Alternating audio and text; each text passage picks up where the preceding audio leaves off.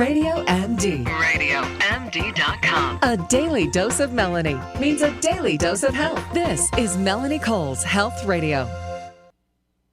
A lot of people wake up every morning and dread what lies ahead. They spend a lot of time faking who they are.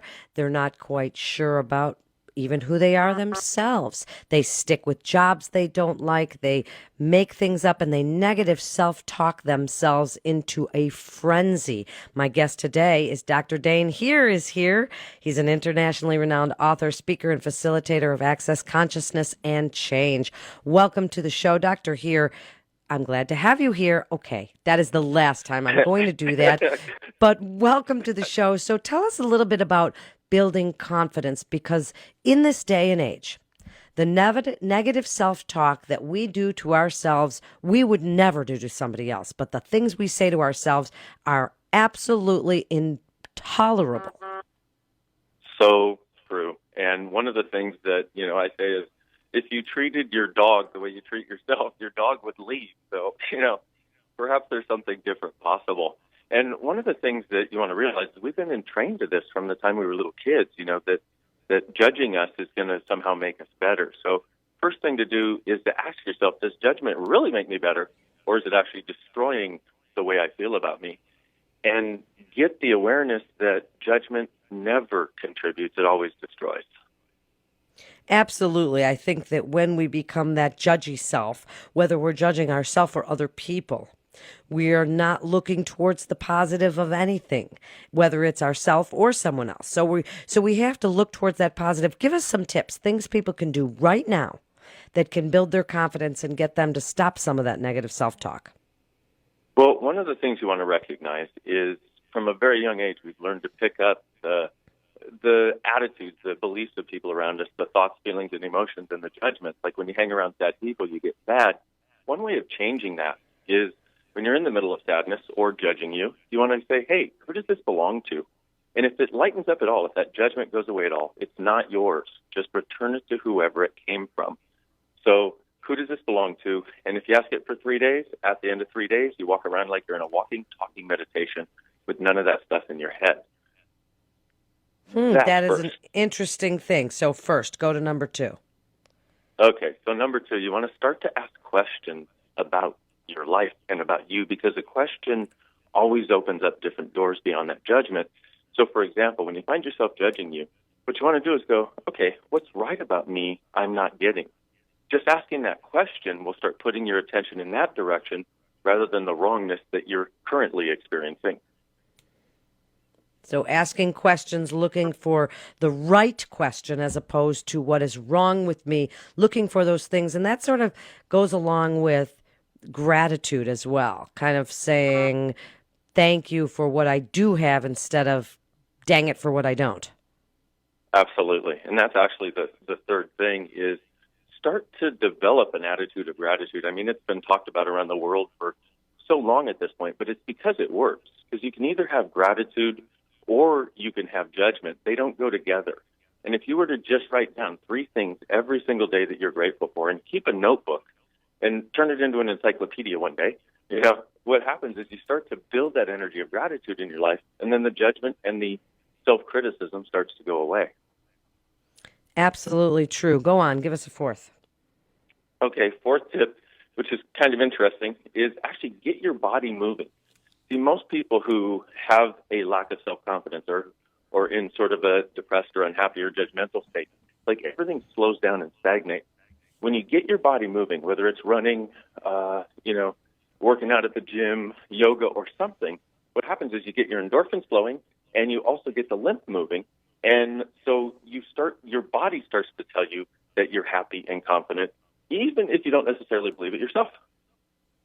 Well, I'm an exercise physiologist, the doctor here, so I know that exercise has all of these kinds of profound effects. It definitely makes you feel better and gets that lymph system, as you say, and builds up those endorphins and gets rid of cortisol, so you will feel better about yourself. And I know that when I don't go on my treadmill, my kids tell me I'm a monster. Go on your treadmill, Mom.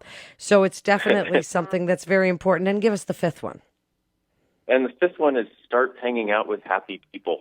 When you hang around people who are doing criticism all the time and judgment all the time, you start to do the same thing. So what what you want to do is you want to start hanging out with happy people, people who, rather than looking on the dark side of life, actually look on the light side, people who are looking for possibilities. And when you do that, it's amazing how your world opens up, because what's around you is that, and that's much easier to find in the world when you hang out with happy people.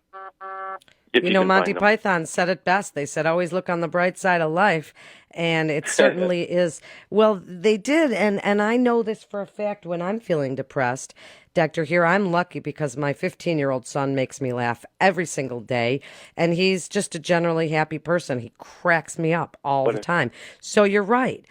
Hanging out with happy people, it's not always easy to find, though, if you're a person who's generally depressing. Then the happy people don't want to hang out with you. Exactly. So that's where you want to use some of this stuff and change it.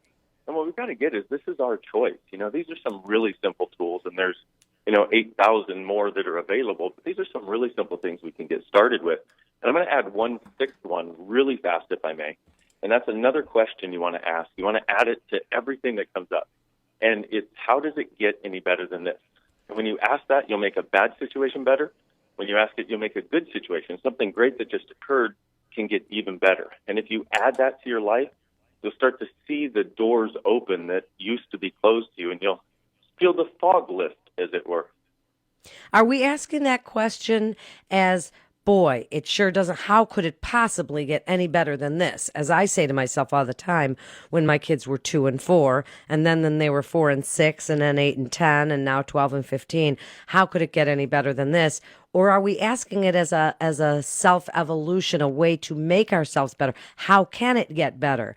And then looking toward what we can do to make it better. Are we using it as a gratitude thing, or are we using it as a question to make things better? Both, which is, what most people do is, you'll hear this statement a lot, it doesn't get any better than this.